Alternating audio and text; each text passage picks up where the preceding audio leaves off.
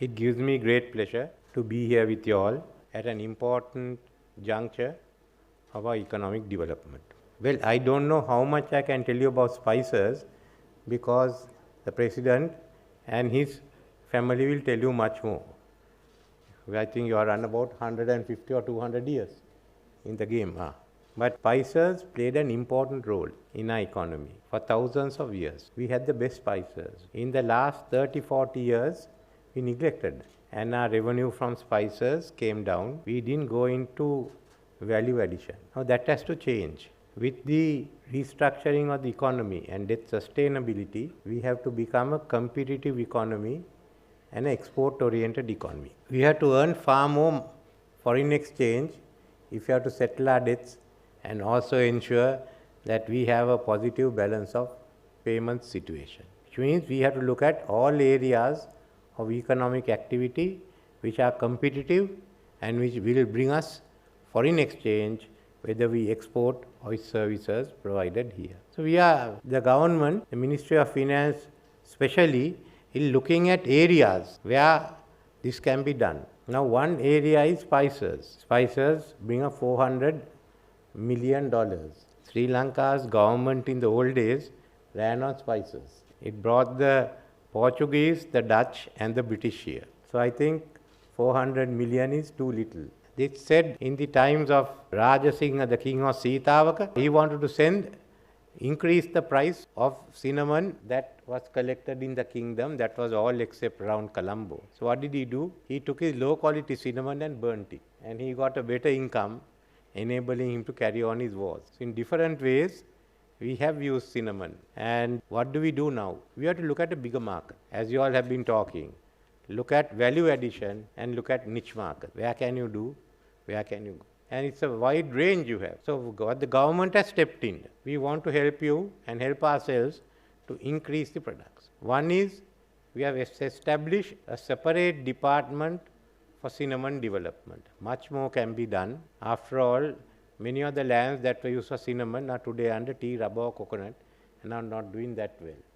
The intercropping is available. Then there's pepper, which was basically home garden crop for a long time. So many other spices. So let's identify them and go ahead. For cinnamon, a special department. So we will look at other spices, how you improve it, what are your targets. In addition to the spices, we are also adding two others. Coffee, which we are famous for, which we have quality coffee, and cocoa. We had the best cocoa, one of the best varieties of cocoa. Today we haven't got that. And the biscuit and the chocolate producers have met me asking to increase cocoa. So we will come out with a package to help you. One way is that some of the JEDB, SPC, Alcadua lands which are good for spices, cocoa or coffee will be put onto the market. Some of them are not as far as tea, though they are tea lands, actually the productivity is low. So those are lands which can be available. We'll make it available next year for all of you who are interested in improving your production. Then there will be other lands privately owned.